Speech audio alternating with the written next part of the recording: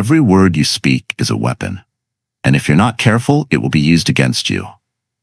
If you've ever walked away from a conversation thinking, I said too much, this video is for you. In a world obsessed with sharing every thought, strategic silence has become a lost art. But today, you'll reclaim it. You'll learn how to use silence for power, how to stop oversharing, and how to speak only when it wins. The Stoics didn't believe in speaking to be heard. They believed in speaking to create impact, when silence had done its job. And that's what you'll walk away with: the ability to stay calm under pressure, to respond with strength, and to build emotional discipline through verbal self-control. This isn't about shutting down. It's about leveling up. Quietly. You're not alone in this. Every man who wants peace, focus, and control has fought this same battle. Against impulsive reactions, the urge to explain, the fear of judgment. But you have something now they didn't: a strategy, a code, a calm, stoic way forward. In the next few minutes, you'll discover the habits and mindset shifts that make silence not just a response, but your greatest form of power. So if you're ready to protect your peace, lead with calm clarity, and become unshakable, hit that like button, subscribe, and share this video with someone you know needs it. Let's begin. And this time, we win quietly. 1. Every word you speak is a gift. Don't give it away for free. You don't need to raise your voice to give away your power. Sometimes all it takes is one sentence spoken at the wrong moment, and it's gone. That deal you were close to closing, that person you almost impressed, that calm state of mind you worked hard to build, lost. Not because of an argument, not because of failure, but because of an unchecked impulse to speak. Speech feels harmless because it's everywhere. We comment, reply, post, explain, defend, all without stopping to ask whether it's helping or hurting. But in truth, every word is a transaction, and most people are selling their peace for far too cheap. When you speak, you hand over your inner blueprint: how you think, what triggers you, where your guard is down. The more you talk, the easier you are to read, predict, and manipulate. People don't just listen to your words. They scan your timing, your tone, your patterns. Words become patterns, and patterns become weaknesses. But silence breaks the pattern. Silence is unpredictable. Silence keeps them guessing. There's a reason interrogation rooms don't rely on shouting. They rely on silence. A long pause forces disclosure. That uncomfortable space creates pressure not by adding more, but by withholding. Silence triggers the other person's need to fill the gap. And in doing so, they reveal what you never had to say. But we've been trained in the opposite direction. Culture rewards constant commentary. Men are told to communicate more, to speak your truth, as if restraint means repression. But not all truth is ready for release. Not every thought deserves a voice. Not every listener deserves your blueprint. The real issue isn't that you speak, it's that you speak without discipline. Emotional talking, nervous explaining, compulsive filling of silence, all of it leaks power. And most of it comes from fear. The fear of being misunderstood. The fear of seeming distant. The fear of not being liked. So we spill, and we think it's a connection, but it's just emotional leakage disguised as honesty. The Stoics understood this trap well. They didn't speak less because they lacked things to say. They spoke less because they valued clarity over expression. They chose silence, not out of timidity, but out of strength. When they spoke, it landed, it shaped, it cut through noise. Because it came from stillness, not insecurity. Now think about your own day. How many times do you speak to win? And how many times do you speak to fill space? That coworker comment you didn't need to make. That explanation you gave, even when no one asked. That opinion you threw in, just to feel heard. Every one of those moments chipped away at your mental clarity. Each one was a withdrawal from your internal bank. And most likely, it didn't earn anything back. So here's what you do. Build a habit of pausing, just 3 seconds, before you speak. In those 3 seconds, ask yourself, does this serve my goal or just soothe my ego? If the answer isn't clear, stay quiet and let the silence do the heavy lifting. Because real control isn't proven through words. It's proven by knowing when not to use them. Speak only when silence has already won. That's how your words gain weight. That's how your presence builds power. And that's how you begin to lead, not by volume, but by restraint. 2. Speaking too soon traps you say too much, too early, and you're no longer free. You've locked yourself into a version of yourself that the world now expects you to maintain. The moment your words leave your mouth, they become evidence. Evidence that can be used to hold you accountable to things you haven't even fully decided. In trying to express, you've created a prison. Not of bars, but of expectations. This is the danger of premature speech. It feels harmless. You're brainstorming out loud, sharing ideas, just being honest.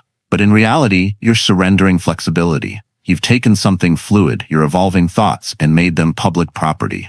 Now, if you shift course, you seem flaky. If you pause to rethink, they say you're lost. If you grow, they say you're inconsistent. All because you spoke before you were ready. There's a deeper issue here, though. Most men speak early out of pressure, not intention.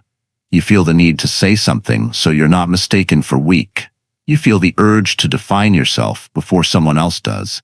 You want to be seen as decisive, bold, in control. But ironically, the one who speaks last usually has the strongest control, because he speaks from observation, not urgency.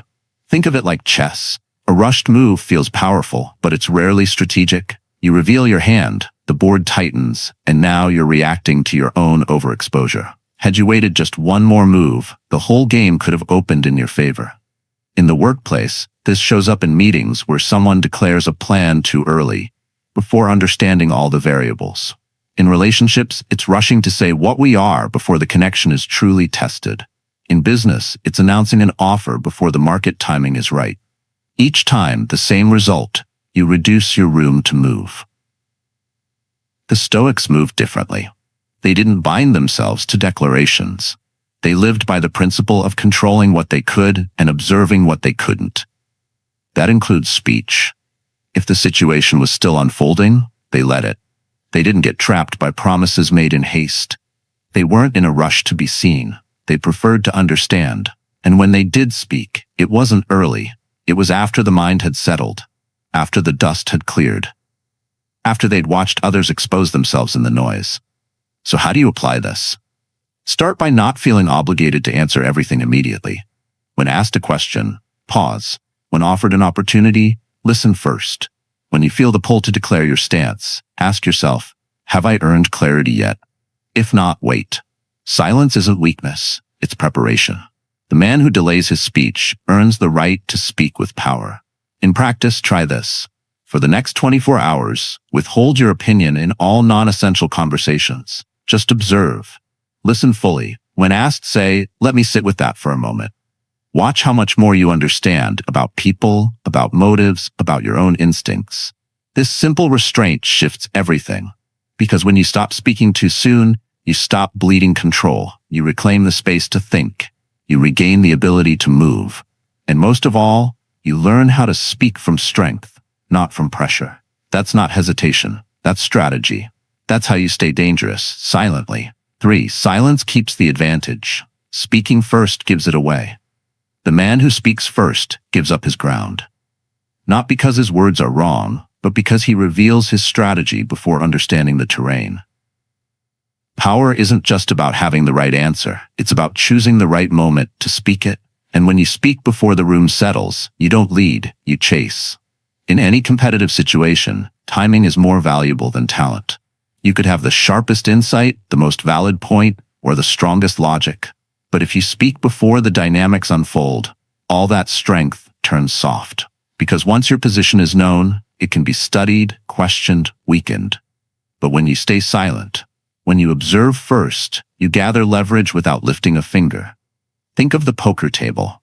The quiet player who watches everyone before making a move isn't weak, he's dangerous. While the loud player shows his excitement or frustration, the silent one collects patterns. While one talks to impress, the other listens to win. That's not passivity, that's mental dominance. But here's the trap. Most people speak first to prove that they're not afraid. They want to show they're smart, engaged, on top of things. In meetings, they rush to contribute. In debates, they fire back instantly. In conflict, they talk over each other just to feel control. But that's not control. It's panic disguised as presence. The man who can sit in silence without losing composure holds more power than the one who argues with perfect logic, because he controls the rhythm, and rhythm dictates who leads. If you let others speak first, You expose their logic gaps, their emotional triggers, and their real motives. And with that insight, your few words, if needed, land like steel. Strategic silence turns you from participant to observer, and from observer to commander. The Stoics knew this game. They didn't rush into speech because they understood that listening is intelligence under pressure. A man who listens well sees not only what's being said, but what's being hidden. And it's the hidden that controls the visible. They let others talk themselves into exposure. And when they spoke, it was from clarity, not ego. You don't need to interrupt to prove you understand. You don't need to answer first to show value. You just need to know what others missed. And you only gain that from restraint.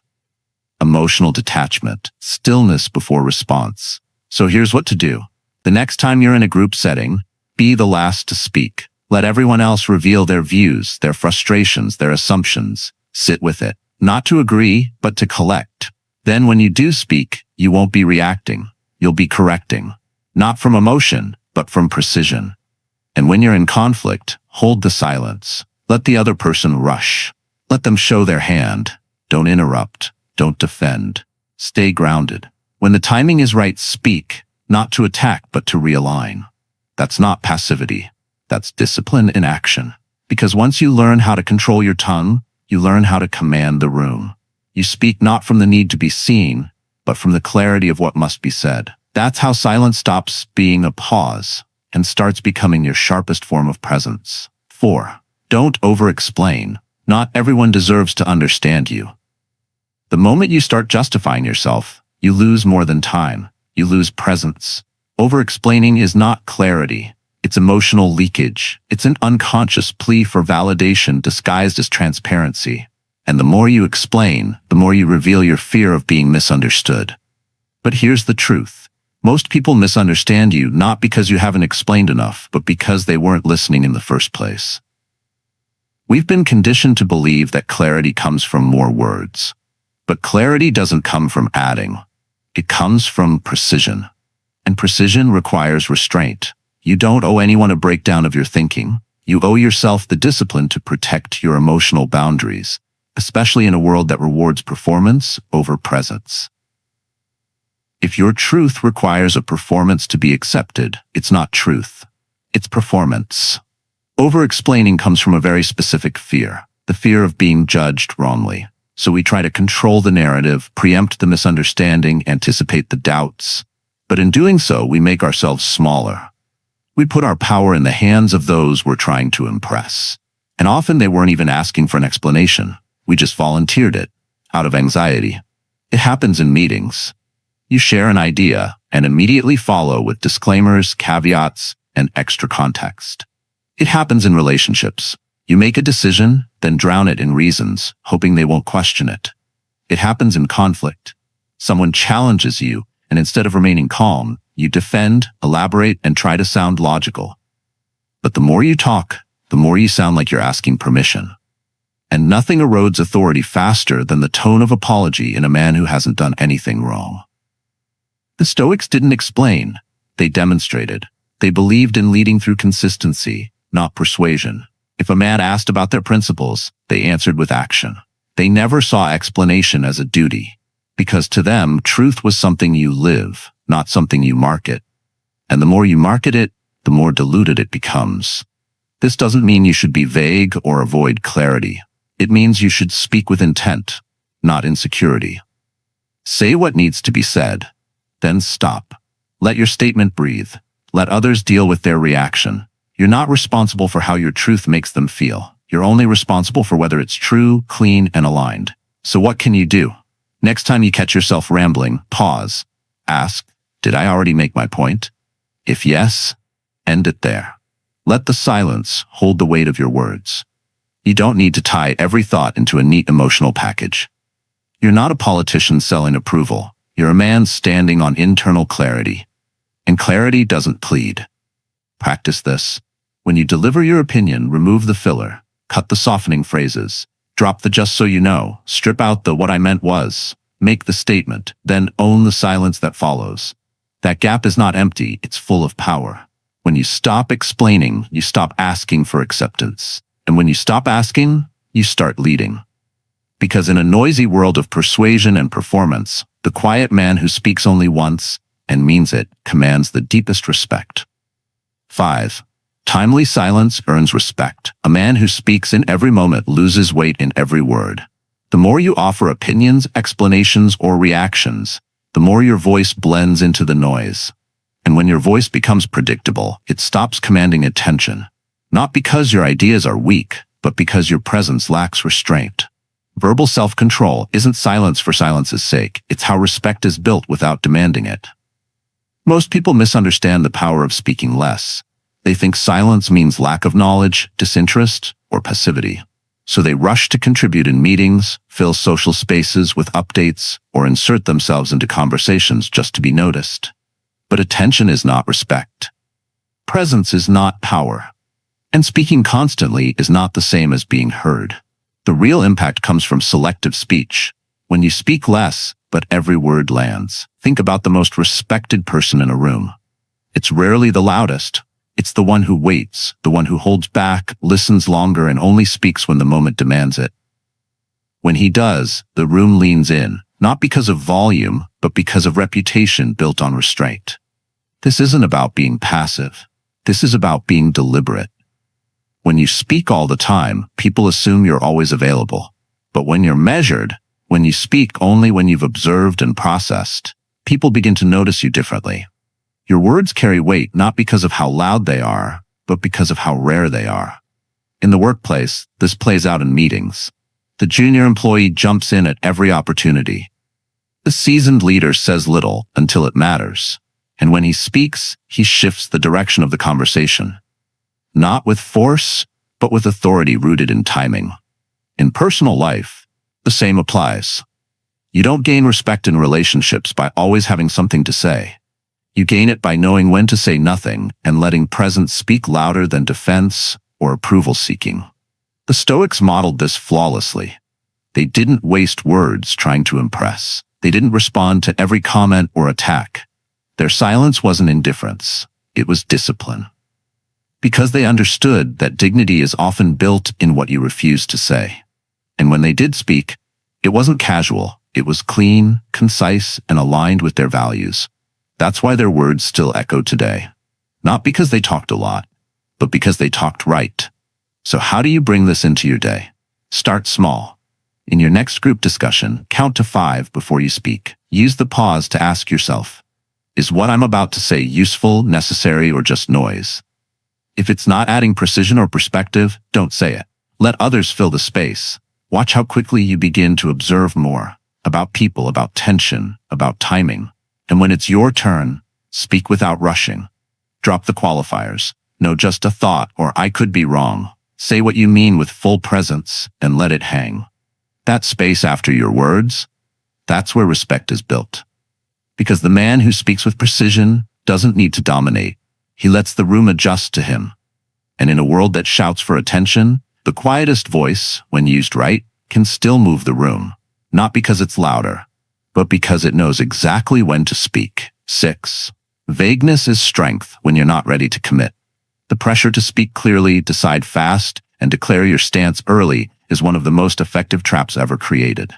It turns silence into suspicion, reflection into indecision, and mystery into weakness. But here's what most don't realize.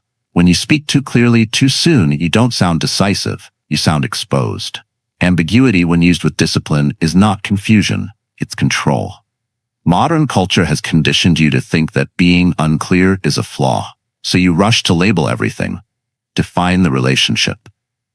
Set the direction. Declare the plan. Even when you're still figuring it out, you feel the pressure to speak like you've already arrived. But power doesn't move like that. Power moves through patience, adapts through observation, and only sharpens when the timing is right. When you commit to clarity before you're ready, you cut your own flexibility. You eliminate the option to pivot. And the moment you declare a position, others will box you into it. Now, if you evolve, they call it inconsistency. If you pause, they call it doubt. But if you never gave them the headline, they can't hold you hostage to it. This is where strategic vagueness becomes a tool. Not to deceive, but to protect. It's not about withholding the truth. It's about guarding timing. You don't owe immediate access to your intentions. You owe yourself the space to decide without pressure. You're not weak for being unclear. You're strong for knowing the moment isn't right.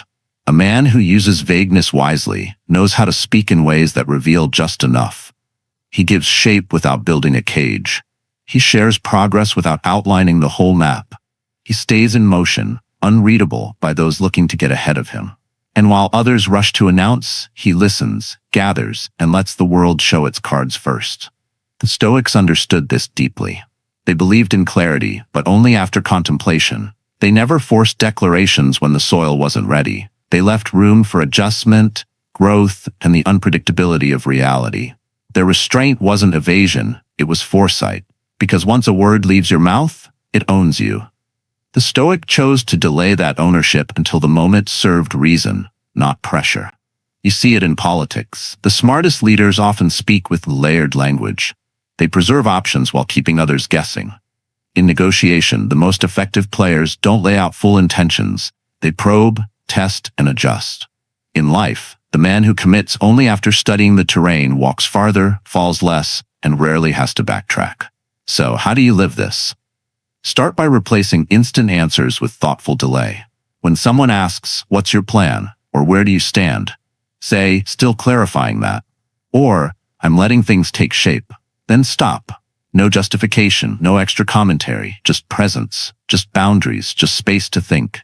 When you practice this, you build something most people lack: mental independence. You stop living in reaction. You stop talking to satisfy others' uncertainty.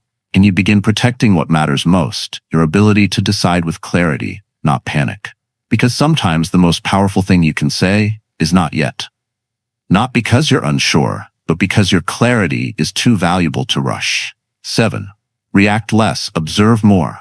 The moment you react, you surrender position, not just in arguments, but in every conversation where emotion overtakes reason.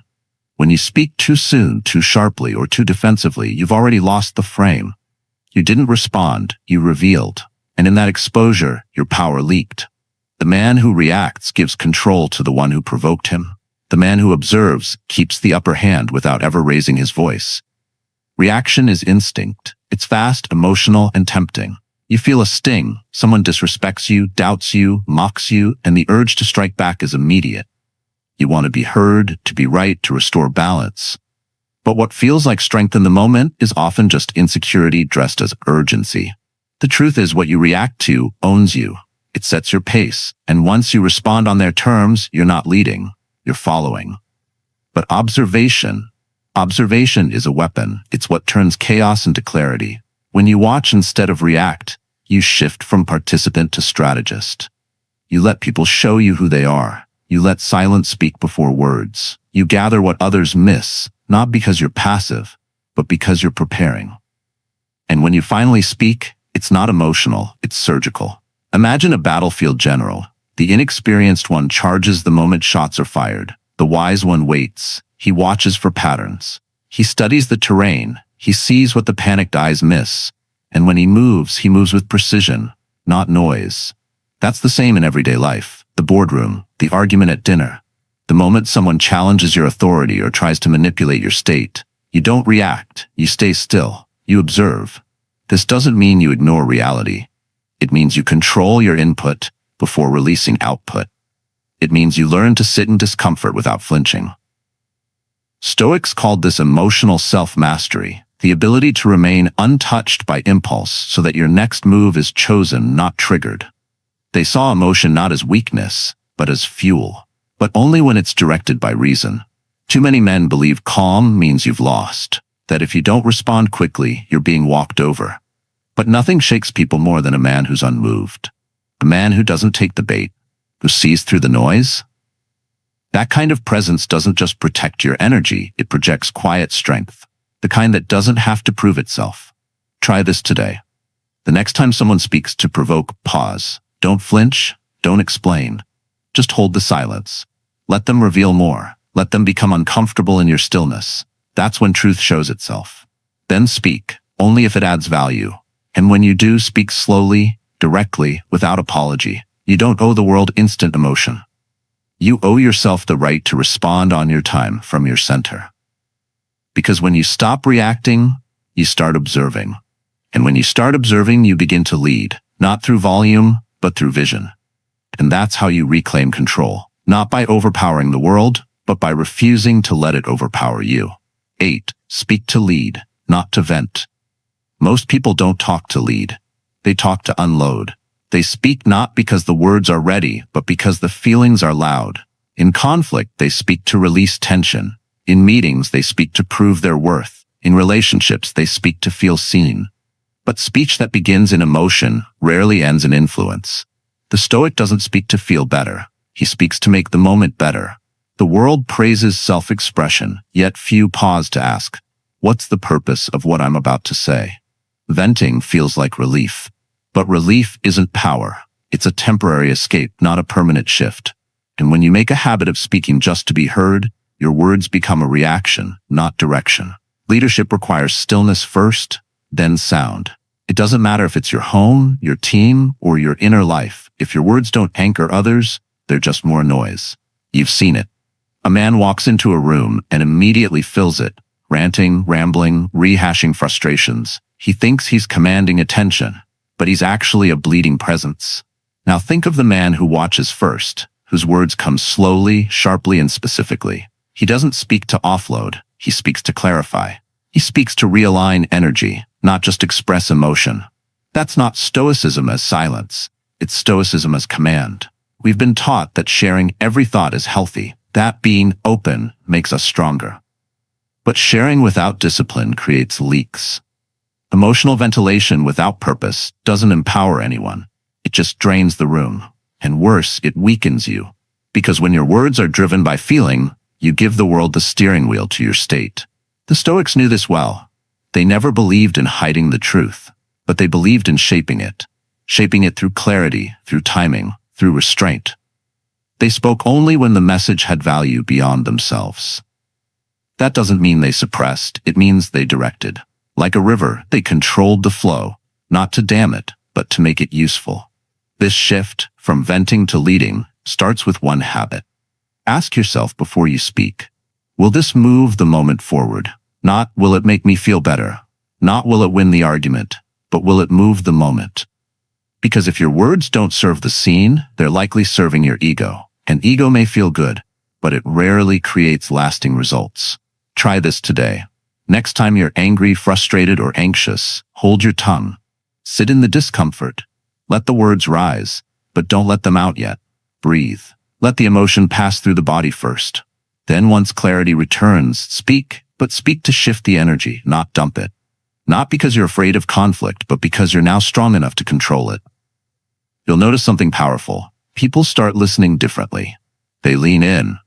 They adjust their posture.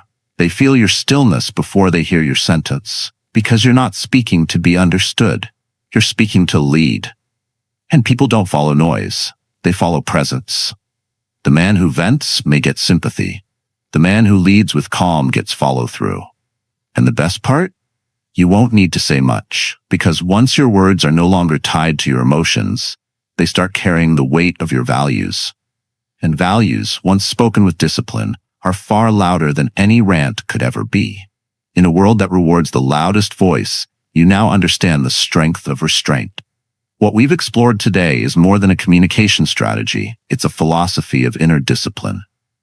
Every word you speak carries weight. It either serves your clarity or scatters it.